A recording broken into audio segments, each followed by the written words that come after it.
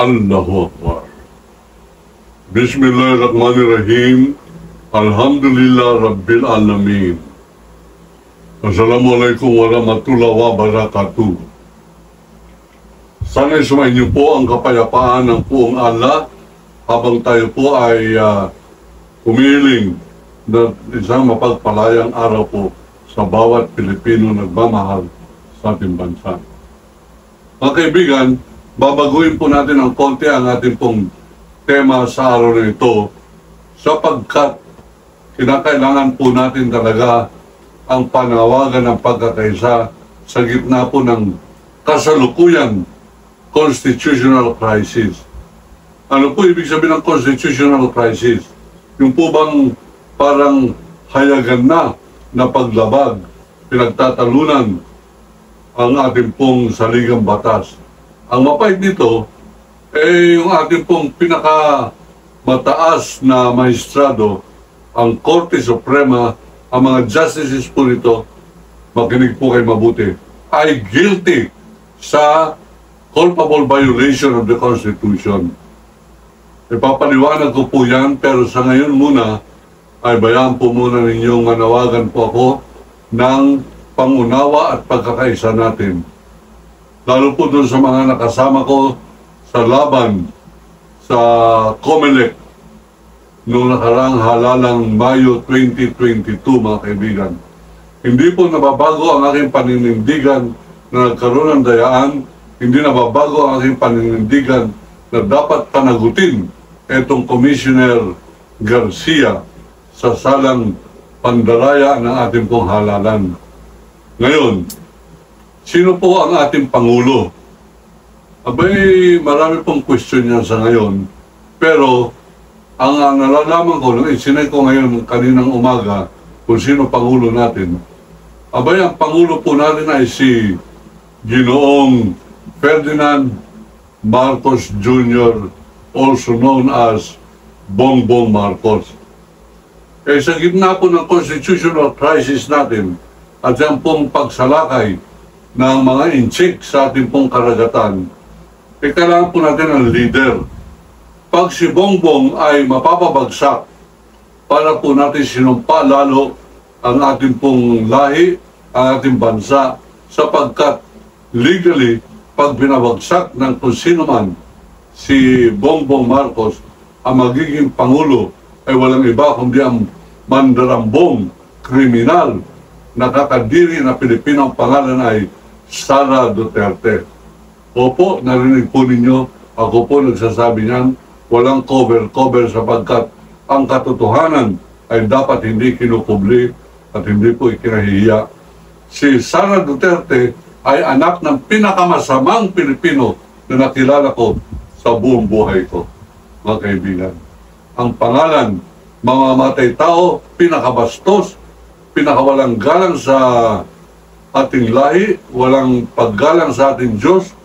Ang pangalan ay Rodrigo Roa Duterte. At kung hanggang ngayon, meron pa nagtatatay digong sa kanya, meron pa mga nagtatanggol, lahat na nagtatanggol kay Duterte, lalo tigit sa kanyang pagkampi sa China, ay traidor. Traidor sa ating bansa. Opo, narinig po ninyo yan. Lahat, kahit na makaibigan ko na nandyan sa loob ng Duterte camp, ay traidor sa bansa sapagkat pinaglilingkuran nila yung proven traitor, proven plunderer, proven killer ng ating pong republika. Walang iba kundi si Rodrigo Roa Duterte. Yan pong mga pagsasabi na persona non grata, tama po yan.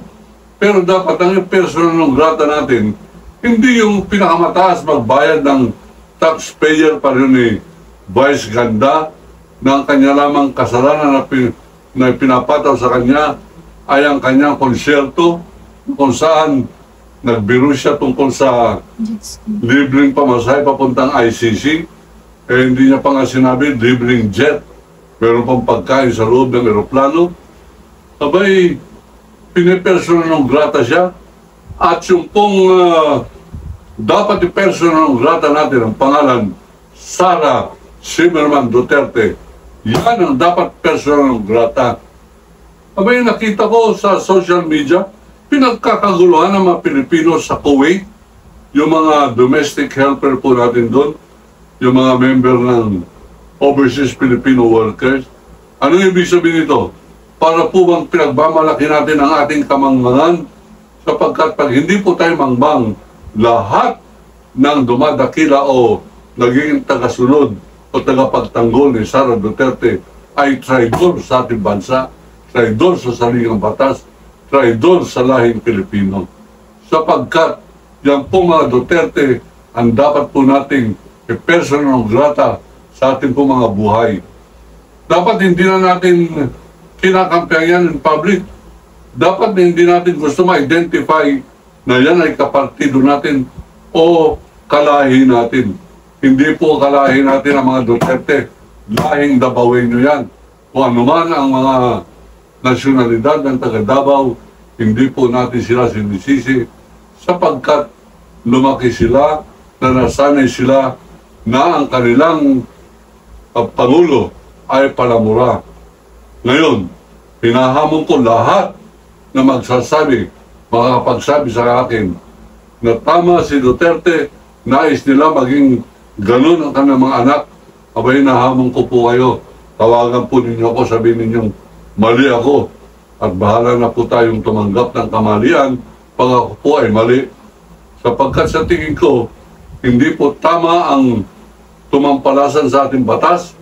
Meron po tayong batas. Halimbawa, snatcher ng telepono, meron po tayong batas. Lahat po ng ating mga problema, meron na po tayong batas. Ngayon, kung ang pag-snatch ng telepono, death penalty sa mga pulis, mali po yan. Kung ang paggamit ng droga, death penalty, mali po yan.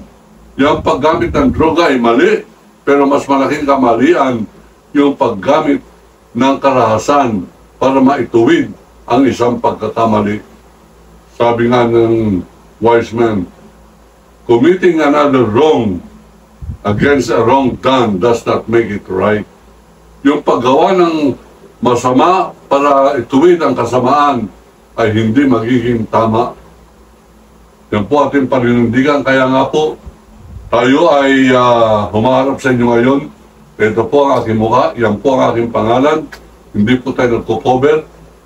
Abay, papayuhan ko po si Ginoong Bongbong Marcos. Noong panahon ni Cory, ang tawag dyan ay unsolicited advice. Ano po ibig sabihin ng unsolicited? Hindi kayo hinihinga ng payo. Walang hinihinging payo sa iyo. Pero nagbibigay ka ng payo.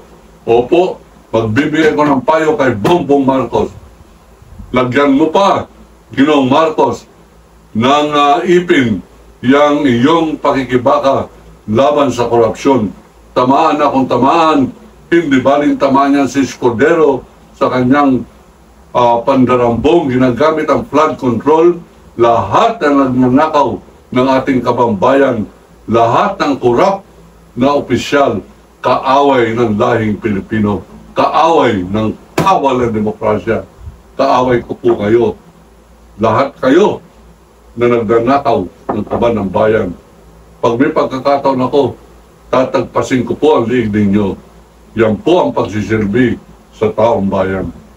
Ngayon, ito pong ginawa ni Ginoong Marcos na sa Sonan, sinabi niyang yung mga nagnakaw ng pondo ng bayan na nagsanhi o naglikha ng flooding o matinding pagbabaha.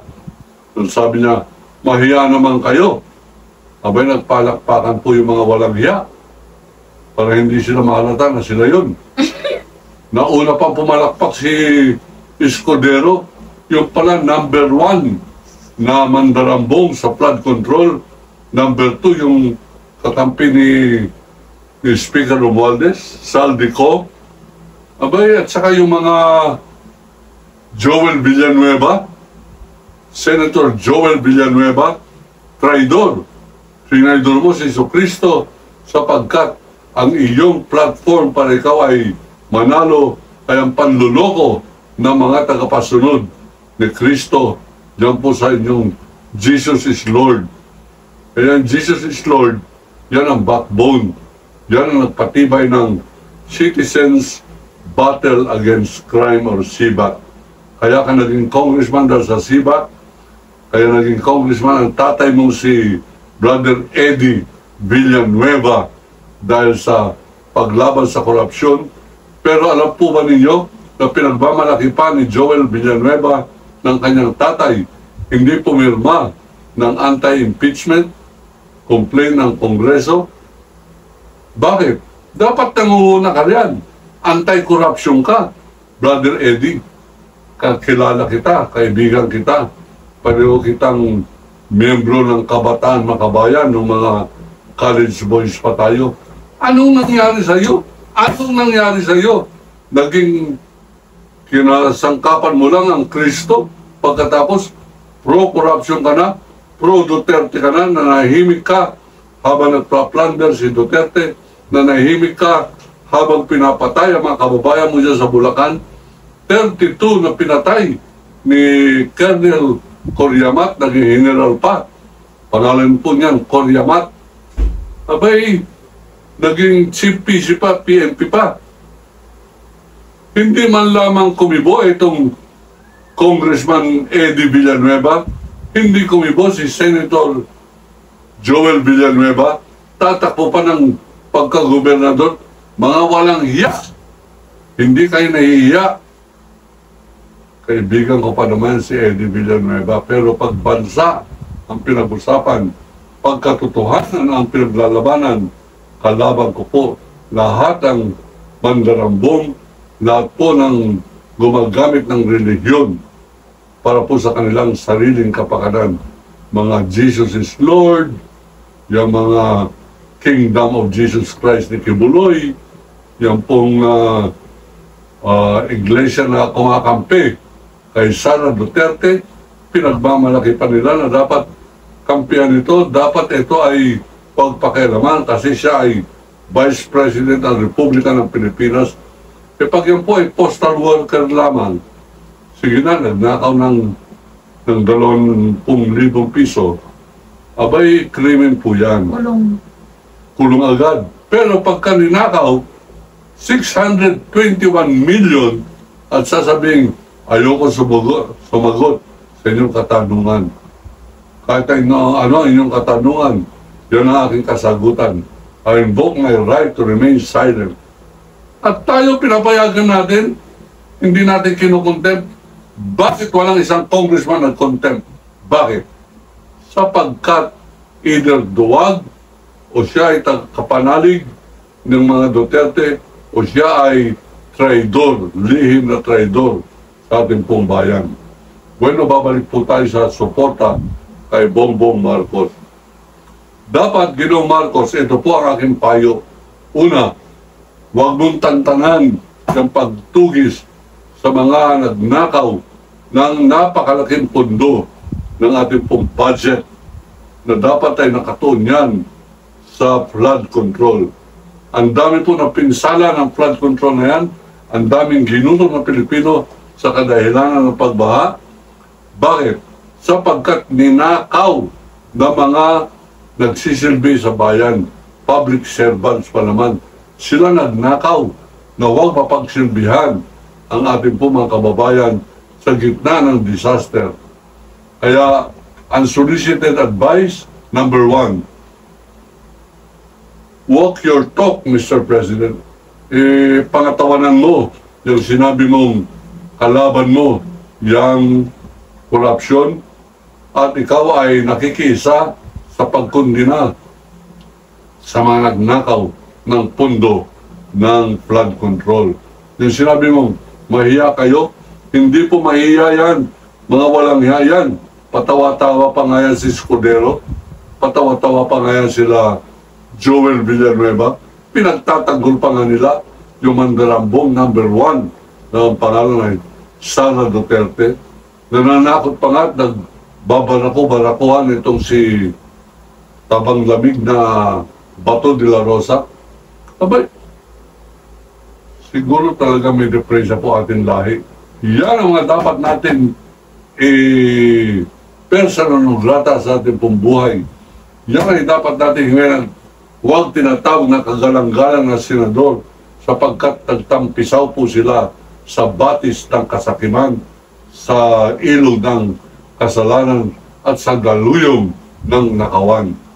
Mga kaibigan, yan po ang ating pong number 1 payo kay Ginoong Marcos, unsolicited advice. Hindi mo man tinatawag, hindi mo man tinatanong, Ginoong Marcos, pakalatin po ninyo para ito'y kumalat at makarating po sa kanyang mga alipores, baka makarating po kay Lisa, makarating sa kanya, makarating sa kanyang presidential legal advisor na si Juan Ponce Enrile.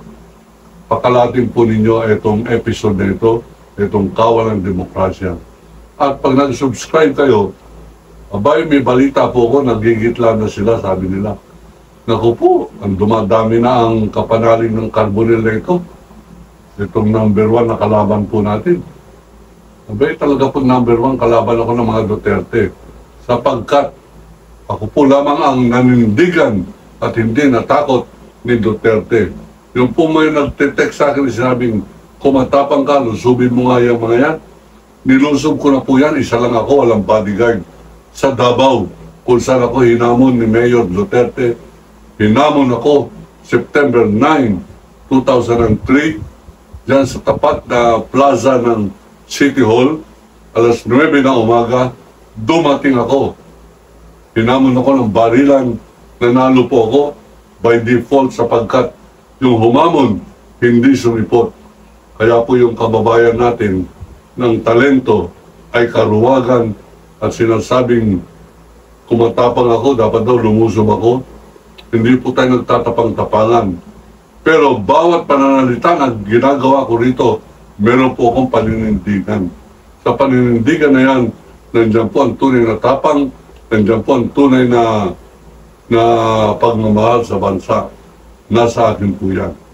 Ngayon, pangalawang payo po natin kay Ginoong Presidente Bongbong Marcos. Ito po ginagawa ng mga inchik. Bigyan po ninyo ng konti pang ipin yung inyong paninindigan laban po dyan sa mga inchik na yan. Nung sabihin mong, I will not surrender a square inch of land of our territory to any foreign power, to any foreigner. Tama po yan. Pero dapat ipakita natin, binubunggo, naghabulan, hinabol ang ating Philippine Navy. Mabuti na lang, napakagaling palang tumakbo yung ating Philippine Navy. Saka sa pagmamadali ng paghabol, nagpapaligsan yung dalawang Chinese Coast Guard. Nakalusot sa bilis ng pagtakbo, katapangan ng ating Philippine Navy sa pagtakbo, nagkabanggaan yung dalawang humahabol. Buti na sa inyo. Ngayon, Mr. President, advice, unsolicited advice number 2.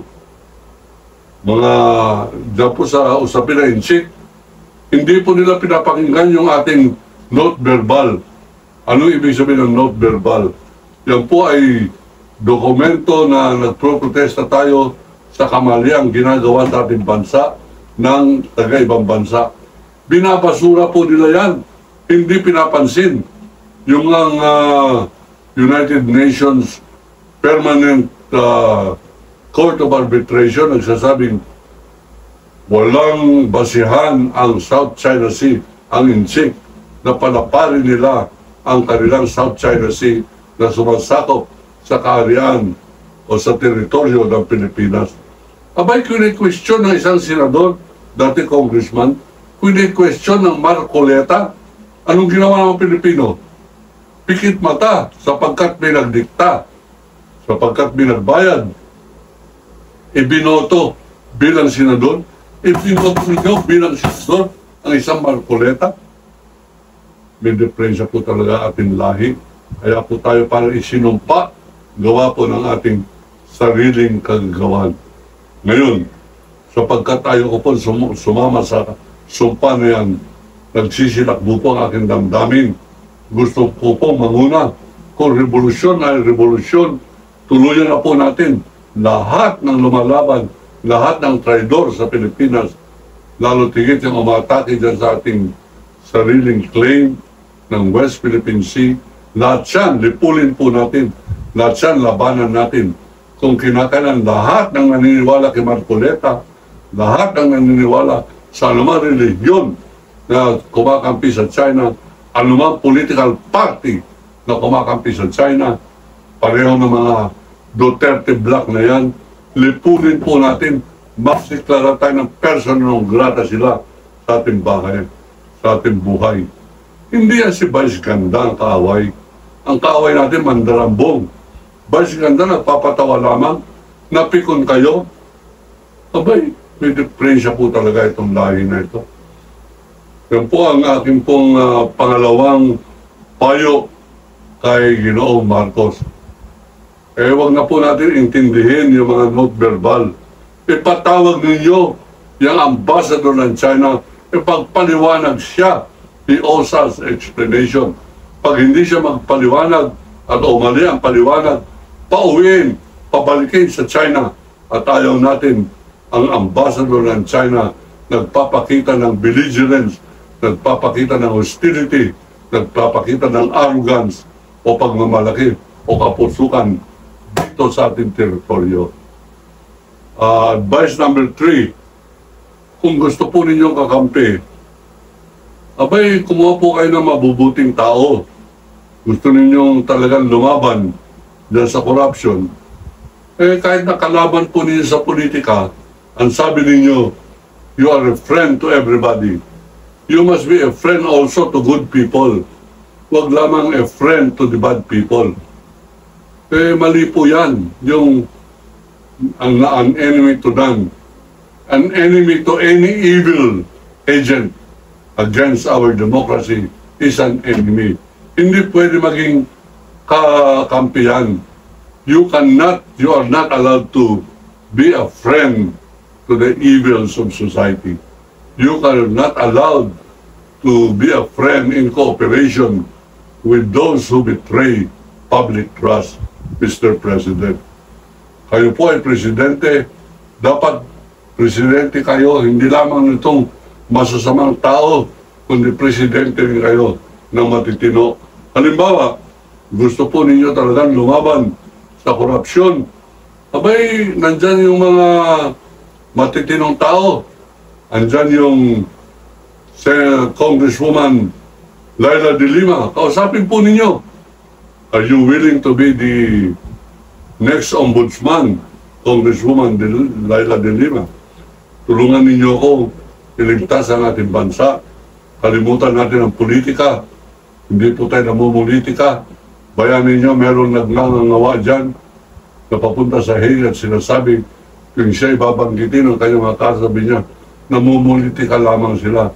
Lahat ng mga umuulit itong maling rason na ito ay kalaban ng taong bayan, kalaban ng kawalan demokrasya. Ayan. Number 3, kung gusto po natin tulungan ang ating pong mga magsasaka, gamitin po natin dyan ang Secretary of Agriculture, yung isang leader ng mga magsasaka, sapagkat alam niya ang problema o suliranin at alam niya ang solusyon sa suliranin ng pagsasaka. Diyan po naman sa labor. Sino siya? Marami po yan. Yung pamalakaya, marami po yan. Yan po sa Secretary of Labor. Nandiyan halimbawa si kasamang Lodi de Guzman, yung tumakbo ng senador. Kung gusto ninyo yung mga talagang makakapagpaunlad ng ating pong mga manggagawa, mga panday, andyan si Attorney Luke Espiritu. Linisin na po ninyo ang inyong gabinete. Tama po yung revamp ninyo, pero hindi po yata ninyo siniseryoso. Dapat tanggalin yan yung mga mancha ng ating pong lahi, yung mga gadon. Tanggalin na po ninyo yan. Yung mga mamamatay tao na nandiyan pa rin sa PNP, mga Marvin Marcos, mga Espinido, mga Colonel Patay, tanggalin na po ninyo yan. Yung pong mga mamamatay tao sa Philippine National Police, sibakin na ninyo yan. At ikaw, General Torre, diyan mo ipakita ang galing mo sa boxing. Yung pag-boxing mo laban sa krimen, laban sa kasamaan, laban sa mga tiwaling pulis. Yan ang pagbuboksingin mo. Huwag yung missing boksingero. Sapagkat tatak Duterte, tatak Duwag, tatak Traidor. Ngayon, yan pong mga missing sabongeros na yan, huwag po natin parang ningas kugon lamang. Huwag natin bibitawan yan. Simbolo yan ng inyong pagkakaiba kay Duterte. Si Duterte, papagpatuloy niya, sabi niya, Atungang, ikaw #1 gambler, sulbahin mo yung mga gambling sa loob ng PCSO. Ugok! Mabuti nga, mabulok ka dyan sa ICC. Ay, tayo po ay sumasama dyan sa mga nananawagan na bring Digong home. Sige, ibalik po ninyo yan para dito natin bitayin. Sapagkat yung ating kawalan ng kakayanan para ipatupad ang katarungan sa ating bansa, yan ang dahilan kung bakit dapat merong ICC. At ito pong legal advisor ninyo na si Juan Ponce Enrile, sabay tested na po yan ng traidor. Yan ay naging masyadong makapangyarihan bilang kanang kamay ng inyong amang si Ferdinand Edralin Marcos Sr. Kanang kamay, kaya po yan naging bilyonaryo nung panahon ng martial law. Tapos nag-traidor sa tatay mo, kinuha mo pa rin bilang Presidential Chief Legal Advisor. Hindi ko po maintindihan to, hindi ko maintindihan. Pero kung gusto po ninyo ng payo, ang payo ko po ay tanggalin ninyo yan, maglagay kayo ng matino na Presidential Legal Advisor. Halimbawa, si ex-Justice Antonio Carpio, yan, hindi man ninyo kaalyado, hindi man ninyo kapartido sapagkat siya ay kapartido ng mga Pilipino, kayo po ay kapartido ng mga politiko. Yan, para mapakita po ninyo, sincero kayo. Chief Presidential Legal Advisor. Nandyan sila Chief Justice Puno.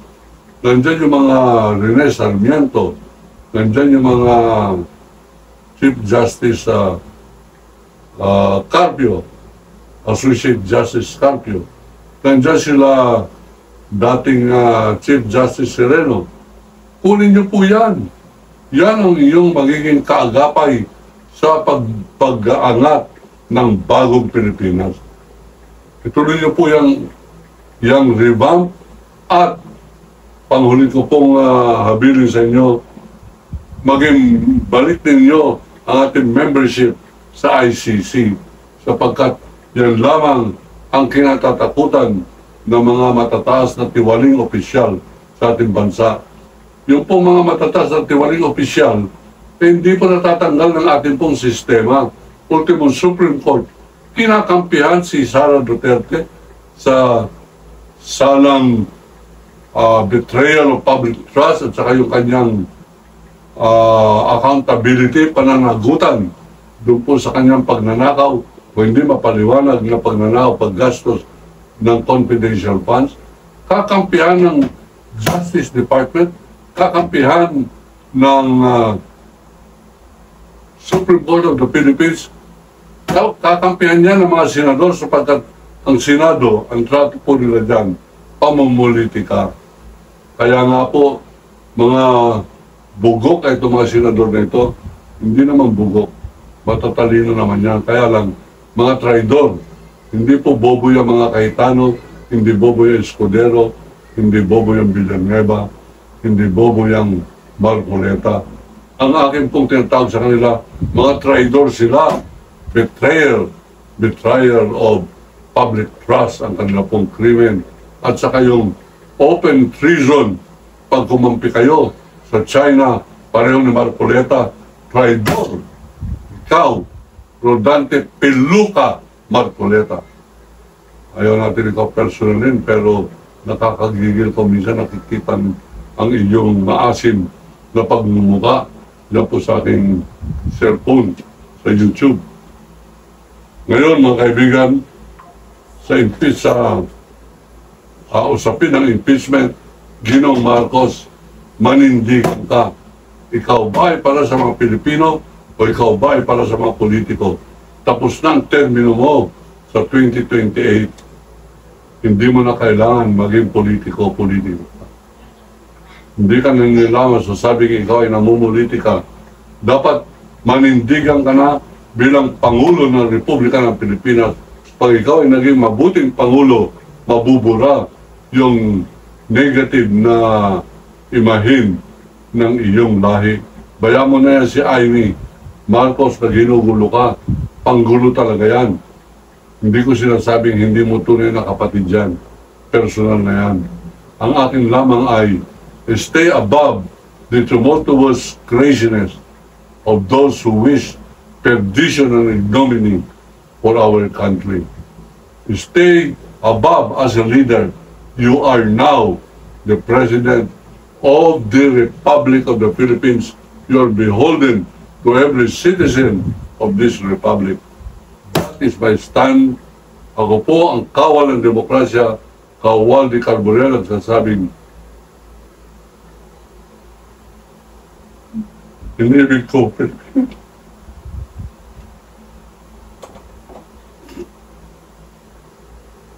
China, liars!